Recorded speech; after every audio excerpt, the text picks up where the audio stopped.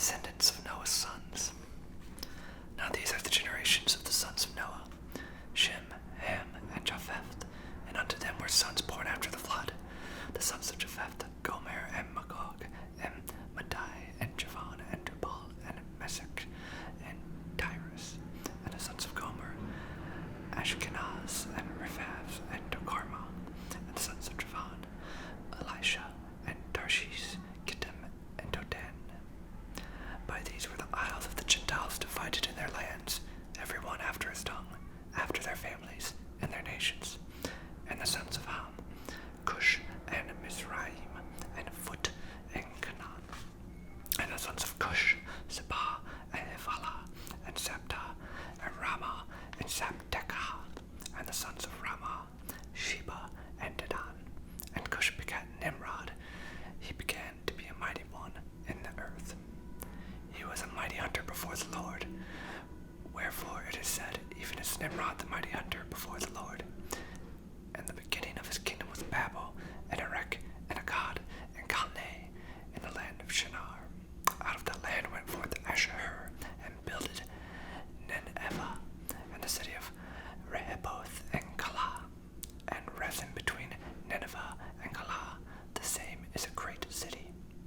And Mizraim begat Ludim, and Anamim, and Lehabim, and Naphtuhim, and Bathrusim, and Cathaluhim, out of whom came Philistim, and Caphtorim. And Canaan begat Sidon, his firstborn, and Heth, and the Jebusite, and the Amorite, and the Girgasite, and the Hivite, and the Archite, and the Sinite, and the Arvadite, and the Semirite, and the Hamathite, and afterward were the families of Canaanites spread abroad. And the border of the Canaanites was from Sidon, as thou comest to Gerar, unto Gaza, as thou goest unto Sodom, and Gomorrah, and Admah, and Zeboim, even unto Lasha. These are the sons of Ham, after their families, after their tongues, and their countries, and in their nations. Unto Shem also, the father of all the children of Eber, the brother of Japheth the elder, even to him were children born. The children of Shem: Elam, and Ashur, and Arphaxad, and Lud, and Aram. And the children of Aram: Uz, and Hul, and Gether, and Mash. And Arphaxad begat Salah, and Salah begat Eber. And unto Eber were born two sons. The name of one was Peleg, for in his days were the earth divided, and his brother's name was Joktan. And Joktan begat Almodad, and Sheleth, and Hazar Meveth, and Jerah, and Hadaram, and Uzal, and Diklah, and Abal, and Abibmael, and Sheba, and Ophir, and Havilah, and Jobab. All these were the sons of Joktan. And their dwelling was from Mesha, as thou goest unto Zephar, a mount of the east. These are the sons of Shem, after their families, after their tongues, in their lands, after their nations. These are the families of the sons of Noah, after their generations and their nations, and by these were the nations divided in the earth after the flood. The Tower of Babel. And the whole earth was of one language and of one speech. And it came to pass, as they journeyed from the east, that they found a plain in the land of Shinar, and they dwelt there.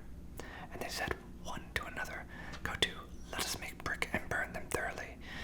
And they had brick for stone, and slime, and they for mortar. And they said, Go to, let us build a city and a tower, whose top may reach unto heaven, and let us make a name, lest we be scattered abroad upon the face of the whole earth. And the Lord came down to see the city and the tower, which the children of men builded. And the Lord said, Behold, the people is one, and they have all one language, and this they begin to do,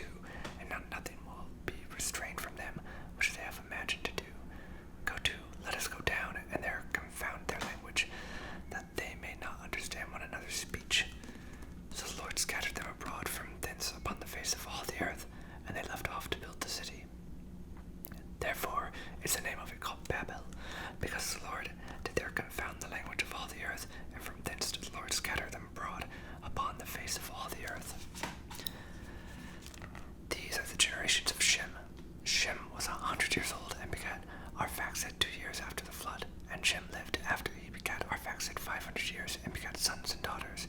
And Arphaxad lived 35 and begat Salah. And Arphaxad lived after he begat Salah 403 years, and begat sons and daughters. And Salah lived 30 years, and begat Eber. And Salah lived after he begat Eber 403 years, and begat sons and daughters. And Eber lived 430 years, and begat Peleg. And Eber lived after he begat Peleg 430 years, and begat sons and daughters. And Peleg lived 30 years, and begat Reu. And Peleg lived after he begat Reu 209 years, and begat sons and daughters. And Reu lived 230 years, and begat Serug. And Reu lived after he begat Serug 207 years, and begat sons and daughters. And Serug lived 30 years, and begat Nahor. And Serug lived after he begat Nahor 200 years, and begat sons and daughters. And Nahor lived 29 years, and begat Terah.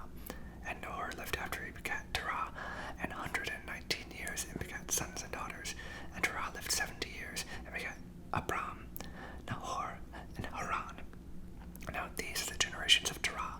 Terah begat Abram, Nahor, and Haran. And Haran begat Lot. And Haran died before his father Terah in the land of his nativity, in Ur of the Chaldees. And Abram and Nahor took them wives. The name of Abram's wife was Sarai, and the name of Nahor's wife Milcah, and the daughter of Haran, and the father of Milcah, and the father of Iscah. But Sarai was barren, she had no child. And Terah took Abram his son, and Lot the son of Haran his son's son, and Sarai his daughter-in-law, his son Abram's wife. They went forth with them from the Ur of the Chaldees to go into the land of Canaan, and they came unto Haran and dwelt there. And the days of Terah were 205 years, and Terah died in Ur of Evan. The call of Abram. Now the Lord had said unto Abram, Get thee out of thy country, from thy kindred, and from thy father's house, unto a land that I will shew thee. And I will make of thee a great nation, and I will bless thee, and make thy name great, and thou shalt have a blessing. And I will bless them that bless thee, and curse him that curses thee, and in thee shall all families of the earth be blessed. So Abram departed, as the Lord had spoken unto him, and Lot went with him, and Abram was 75 years old, when he departed out of Haran.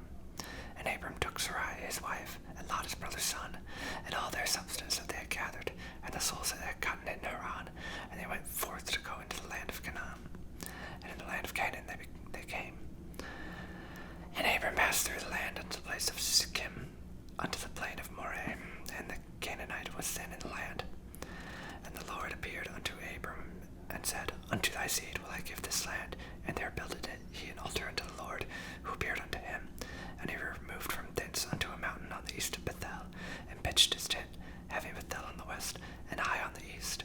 And there he built an altar unto the Lord, and called upon the name of the Lord. And Abram journeyed, going on still toward the south.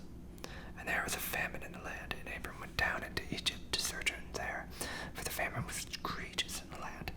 And it came to pass, when he came near to enter into Egypt, that he unto Sarai his wife, Behold, now I know that thou art a fair woman to look upon.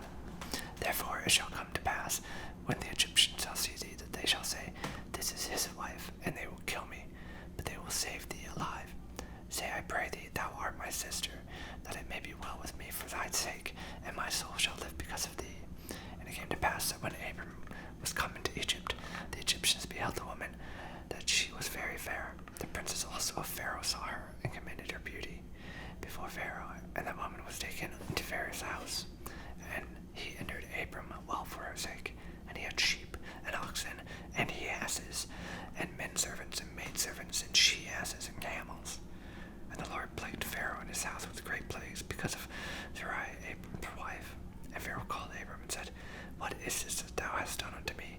Why didst thou not tell me that she was thy wife? Why saidst thou, She is my sister, so I might have taken her to me to wife?